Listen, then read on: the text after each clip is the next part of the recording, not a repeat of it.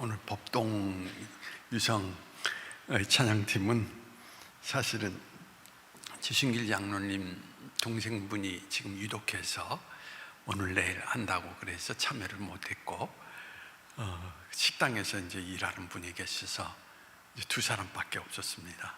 근데 이 두 분이 상당히 숫기가 없는 분입니다. 근데 나와서 찬양을 할 수 있었던 것은 물론 김재명 집사님이 옆에 같이 도와서 찬양을 했는데, 원래는 찬양을 생략하고 넘어가려고 했는데 이 두 사람이 용기를 내서 이렇게 찬양을 부르게 됐습니다. 여러분 다시 한번 박수를 쳐주시면 좋겠습니다.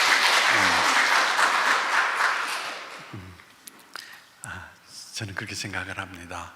하나님은 우리의 인생의 어려운 고비마다 우리 곁에 계셔서 우리를 도우시고 우리를 인도하시는 분이시다라는 것. 지금 어려운 시간을 보내는 분이 계시리라고 생각합니다. 그러나 어려운 고비마다 함께 하시는 하나님을 마음속에 담고 그 믿음 가운데 오늘을 살아가기를 바랍니다. 세상은 여전히 분쟁과 갈등 속에 있습니다. 러시아와 우크라이나의 전쟁으로 인해서 수많은 사상자들이 나타나고 있는 소식이 들려옵니다. 전쟁, 인플레이션, 자국 이주의 때문에 전 세계가 지금 휘청거리고 있는 소식을 우리는 듣고 있습니다. 그런데 우리의 처지도 별반 다르지 않습니다. 하루하루를 마치 살얼음판을 걷는 것과 같은 마음으로 걸어가고 있습니다. 그럼에도 주님께서 우리를 주님의 몸된 교회 안에 불러주신 이유가 무엇입니까? 이 땅에 평화와 생명의 씨를 심는 자가 되라는 그런 의미를 담고 우리를 불러주신 것입니다. 우리는 국제적인 문제를 해결할 능력은 없습니다. 하지만 우리 주변에서라도 일단 평화와 생명의 분위기를 만들기 위해서 노력하며 살아가는 사람이 되어야 함을 하나님께서 우리에게 말씀하고 계시다라는 것입니다.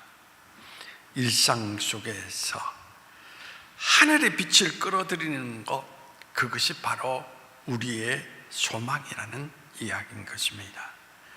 주님의 도우심으로 우리가 그러한 소망에 충실한 사람이 되기를 소망해 봅니다. 국경이 접한 상태 속에 지금 분쟁이 계속 일어나고 있죠. 그런데 여전히 평화를 유지하고 있는 두 나라가 있습니다. 남미의 아르헨티나와 칠레가 그러한 경우라고 이야기를 드릴 수가 있습니다. 1899년 국경 분쟁으로 인해서 두 나라가 전쟁의 위기를 맞게 되었습니다. 그때 양국의 종교 지도자들이 국민들에게 나서서 이렇게 호소합니다. 사랑만이 양국의 평화를 유지하는 길입니다. 전쟁과 증오는 후손들에게 피와 살상을 유산으로 물려줄 뿐입니다. 국민들은 양국 종교 지도자들의 호소에 귀를 기울였습니다. 그리고 대포를 녹여서 양국 국경 한가운데에 그리스도의 동상을 세워서 다음과 같은 글귀를 새겨 놓았습니다. 그는 우리의 화평이신지라 둘을 하나로 만드시느니라 라는 것입니다. 두 나라는 120년이 지난 지금도 평화를 유지하고 있습니다. 오늘 본문에서 예수님은 화평케 하는 자는 복이 있나니 저희가 하나님의 아들이라 일컬음을 받을 것입니다 라고 말씀하셨습니다. 화평케 한다는 의미가 무엇입니까? 지독하게 불행하게 살았던 한 여인이 있었습니다. 언제나 자신의 신세를 한탄하면서 지냈는데 어느 날 꿈을 꾸게 되었습니다. 어느 작은 가게에서 우리가 필요한 모든 것들을 다 판단하는 것이었습니다. 그 여인은 꿈속에서 그래, 나는 행복을 사고 싶다. 다시는 불행해지고 싶지 않다라고 마음속에 결심을 하였던 것입니다. 마음의 사랑, 마음의 평화, 지혜와 행복, 그리고 걱정의 모든 것들을 다 털어버리게 해 주십시오 라고. 이 말을 들은 주인은 미소를 지으면서 이렇게 이야기합니다. 부인, 뭔가 잘못 생각한 것 같습니다. 우리 가게는 열매를 파는 게 아니라 씨앗을 팔 뿐입니다.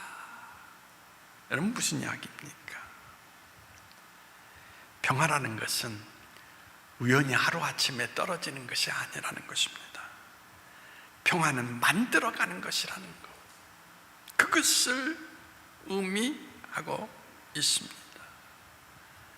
화평케 하는 자란 화평을 만들어가는 사람들이라고 이야기를 하게 될 수 있습니다. 아무런 노력도 하지 않고 화평을 기대한다는 것, 그것은 아니라는 것을 우리에게 말해주고 있습니다. 오늘 본문이 전하는 화평케 하는 자는 한마디로 피스메이커라는 것입니다. 평화가 없는 곳, 갈등과 분쟁이 난무한 곳에 들어가서 평화를 가져오는 사람이 되는 것을 말하고 있습니다. 예수님은 평화를 만드는 사람들이 하나님의 아들이라 불리움을 받는 복을 받을 것이다 라고 이야기하고 계십니다. 하나님의 자녀된 우리들에게 성경은 어떻게 권면하고 있습니까? 로마서 12장 18절 말씀입니다. 할 수 있거든 너희로서는 모든 사람으로 더불어 화평하라. 자, 여러분, 지나온 세월을 다시 한번 돌이켜보면서 지금까지 여러분은 인생을 살아오면서 어떤 사람이었습니까? 갈등의 중심에 서 있는 사람이었습니까? 아니면 평화를 만들기 위해서 애썼던 사람이었습니까? 화평케 한다라는 것, 거기에 길이 있습니다. 첫째는 복음을 전하고 복음대로 사는 사람이 되는 것을 말해주고 있는 것입니다. 이사야서 52장 7절 말씀입니다. 좋은 소식을 가져오며 평화를 공포하며 복된 좋은 소식을 가져오며 구원을 공포하며 시온을 향하여 이르기를 내 하나님이 통치하신다 하는 자의 산을 넘는 발이 어찌 그리 아름다운고. 무슨 이야기입니까? 복음을 전한다라는, 삶을 산다라는 것이 무엇입니까? 다른 말로 표현한다면 그리스도의 삶을 사는 것이다 라고 이야기를 드릴 수가 있습니다. 하나님께서 원수된 우리를 용서하시고 받아들이신 것처럼 그런 사랑으로 살아가는 것을 말해주고 있는 것입니다. 복음이라고 하는 것은 말로 전하는 것이 중요한 게 아니에요. 복음은 삶으로 드러내야 된다는 것입니다.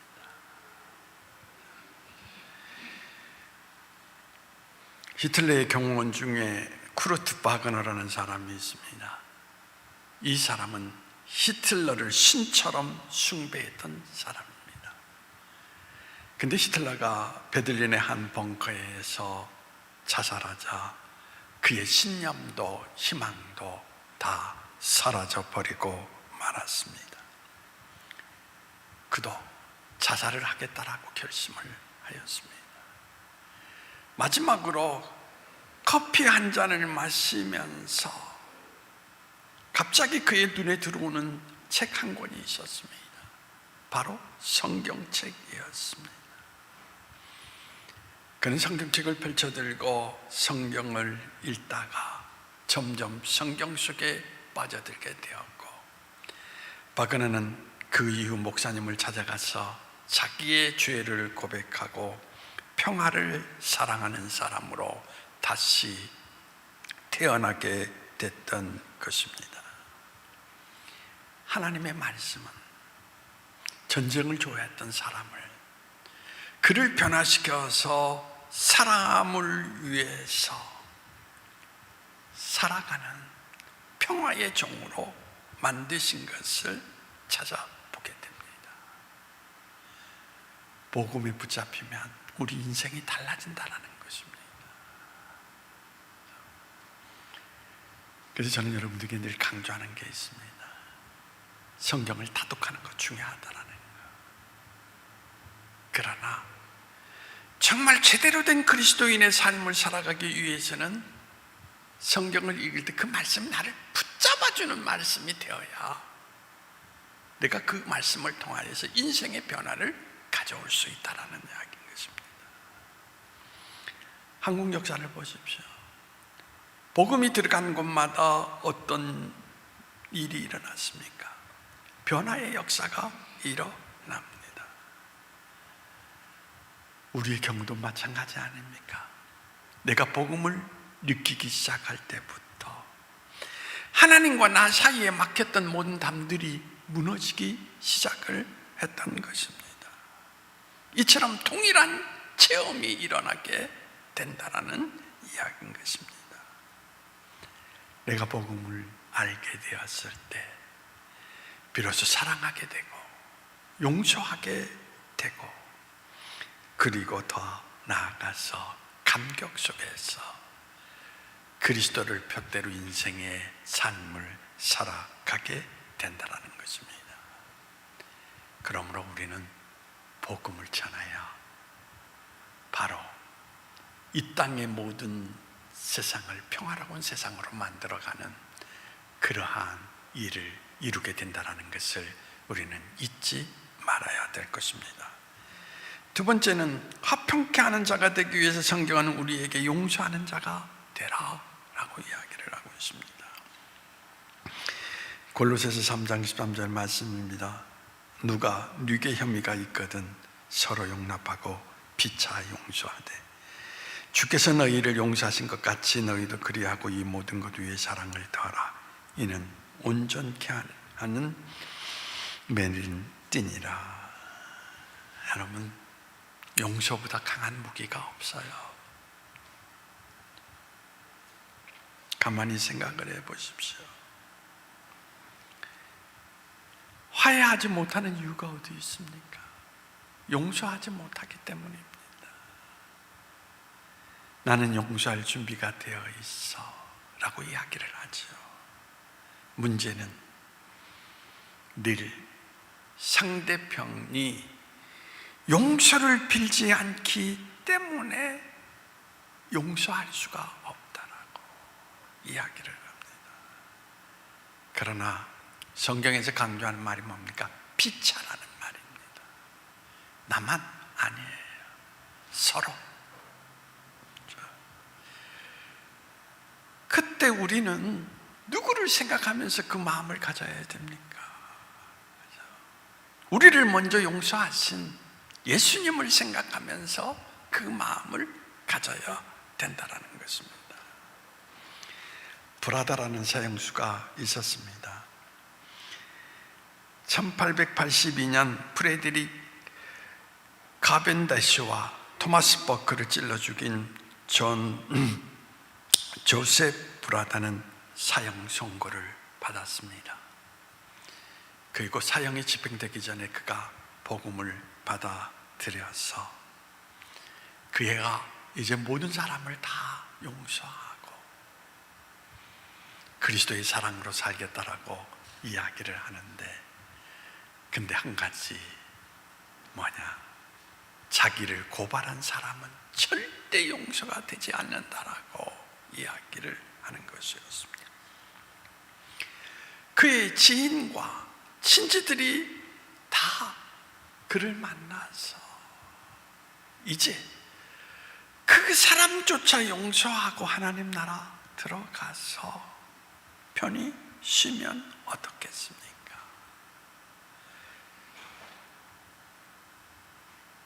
그런데도 용서를 못하겠다는 것입니다.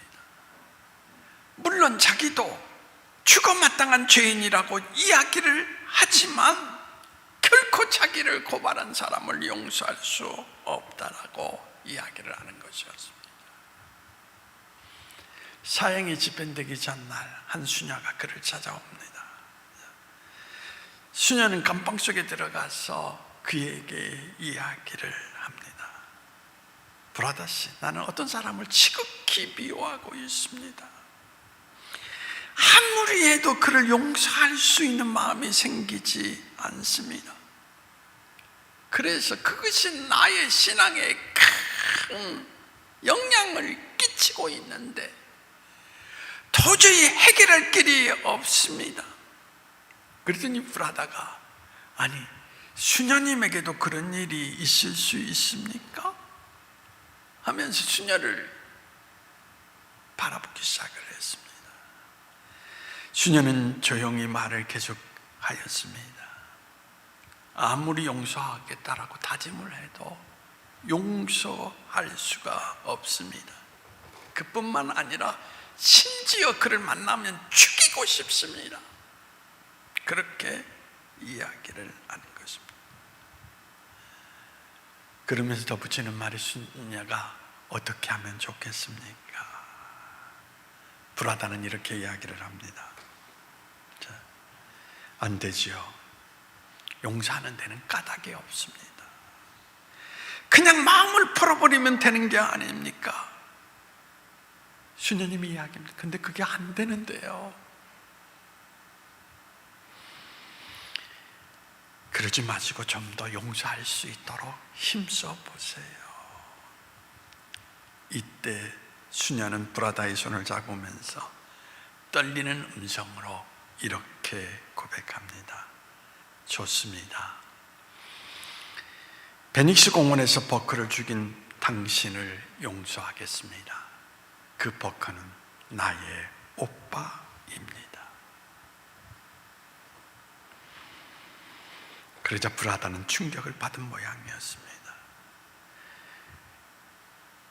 그는 눈을 한참 감고 있더니 죄송합니다.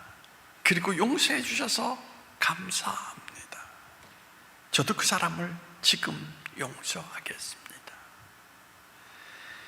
이제 마음이 후련합니다. 감사합니다. 신앙의 평화를 체험하고 브라다는 조용히 숨을 거두었던 것입니다. 용서의 복음은 이렇게 강하게 지금도 움직이고 있습니다. 우리가 기억해야 될 것은, 용서라고 하는 것은 희생이 따른다라는 것입니다. 그래서 예수님은 이 용서를 설명해 주기 위해서 마태복음 18장의 비유로 설명했습니다. 어떤 사람이 1만 달란트를 빚진 자를 불쌍히 여겨서 용서를 해 주었는데, 그 사람은 빚을 탕감받은 후에 100데나리온 빚진 친구를 용서해 주지 않음으로 말미암아 벌을 받게 되었다라는 것입니다. 여러분, 용서는 희생이 따릅니다. 그런데 여러분, 우리가 기억해야 될 것은, 여러분이 죄를 용서하면서 우리의 용서라는 것은 그리스도가 치른 희생보다 극히 작다라는 것입니다. 그러므로 그리스도를 생각하면서 우리는 우리에게 아픔을 준 모든 이들을 용서할 수 있는 마음을 가져야 된다는 것입니다. 마지막으로 화평케 하기 위해서는 화평을 깨지 않도록 최선을 다해야 된다는 것입니다. 에베소서 4장 3절 말씀입니다. 평안에 매는 줄로 성령의 하나가 되신 것을 힘써 지키라. 평화를 깨지 않으려면 최선의 노력을 해야 된다는 것입니다. 왜냐하면 인간관계라는 거, 제가 40여 년 목회하면서 느끼는 것이 유리그릇처럼 아주 깨지기 쉽다라는 것입니다. 조금만 소홀히 하면 금방 깨어져 버리고 맙니다. 작은 오해만 생겨도 금방 부서지고 맙니다. 부모와 자식 간에, 성도들과 성도들 사이에, 직장 동료 관계에서도 마찬가지입니다. 그러므로 깨어진 것을 회복하기보다는 깨어지지 않도록 최선을 다하는 것, 그게 더 중요하다라는 것입니다. 마태복음 5장 23절 보십시오. 그러므로 예물을 제단에 드리려다가 거기서 내 형제에게 원망을 들을 만한 일이 생각나거든. 이 말씀은 인간관계에서 무심코 너는 미래한 놈이야, 이 말을 함으로써 상처를 주었습니다. 그래서 관계가 깨어졌습니다. 예배 드리기 전에 회복하고 오라는 것입니다. 이것이 하나님의 아들로서 이 세상을 살아가는 삶의 방식이라는 것입니다.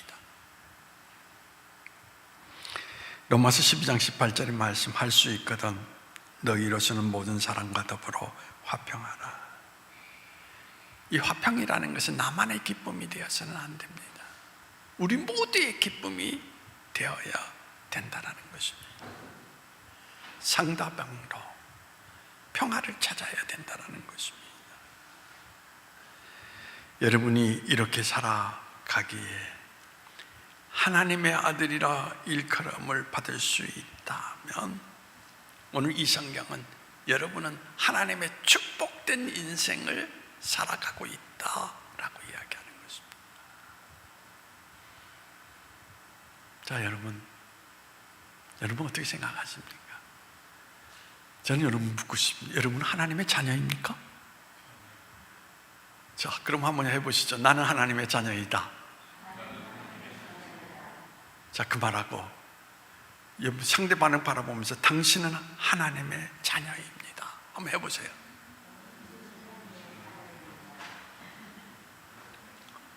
어떤 게 더 마음속에 감동이 옵니까?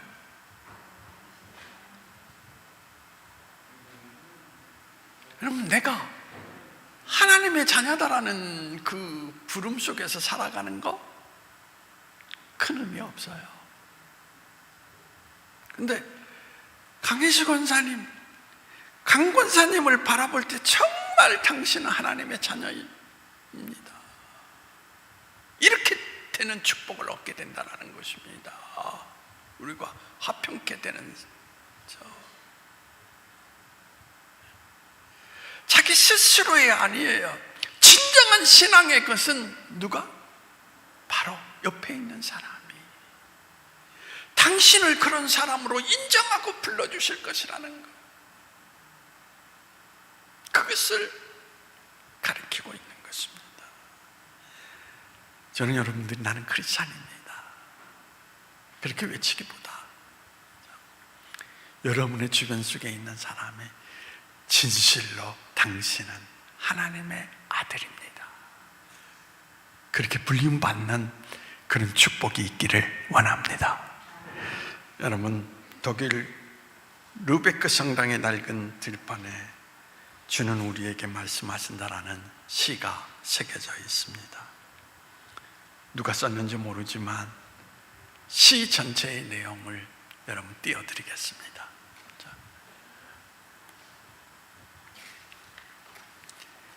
자, 한번 같이 읽어보실까요? 시작. 너희 날 주라 부르면서도 따르지 않고, 너희 날 빛이라 부르면서도 우러르지 않고, 너희 날 길이라고 부르면서도 걷지 않고, 너희 날 삶이라고 부르면서도 의지하지 않고, 너희 날 슬기라고 부르면서도 배우지 않고, 너희 날 깨끗하고 하면서도 사랑하지 않고, 너희 날 부하다 부르면서도 구하지 않고, 너희 날 영원이라 부르면서도 찾지 않고, 너희 날 어질다 부르면서도 오지 않고, 너희 날 존귀하다 부르면서도 섬기지 않고, 너희 날 강하다 하면서도 존경하지 않고, 너희 날 의롭다 부르면서도 두려워 않느니, 그런즉 너희를 꾸짖어도 나를 탓하지 말라. 어떻습니까? 여러분을 다시 한번 돌아볼 수 있는 그런 소박한 글귀가 아닙니까? 우리의 신앙의 모습을 정확하게 어떻게 보면 비추어주고 있는 글이 아닌가 생각을 합니다. 오늘 말씀을 생각하면서 이 시의 마지막 부분에 이런 말을 넣어도 좋을 줄로 생각이 됩니다. 너희 날 화평이라 부르면서도 이웃과의 담을 헐지 않으니, 그런즉 너희를 꾸짖어도 나를 탓하지 마라. 그렇죠? 여러분, 공동체 안에서, 공동체 밖에서 형제와 이웃의 관계를 점검하면서 예수 그리스도의 사랑으로 막힌 담을 허물어 그들로 하나님의 자녀라 이끌림을 받는 그런 축복을 얻는 여러분 모두가 되기를 원합니다. 기도하시겠습니다. 하나님, 그리스도인으로 산다라는 것이 무엇인가를 구체적으로 우리 삶을 통하여서 말씀하셨습니다. 주님, 이제 그리스도처럼 저희를 평화의 도구로 삼아 주시어서 막힌 담을 무너뜨리고 하나님과 이웃과 형제 모든 이들이 하나 되는 삶을 살아갈 수 있는 저희 모두가 될 수 있도록 저희를 인도해 주시기를 원하오며 나사렛 예수님의 이름으로 기도하옵나이다. 아멘.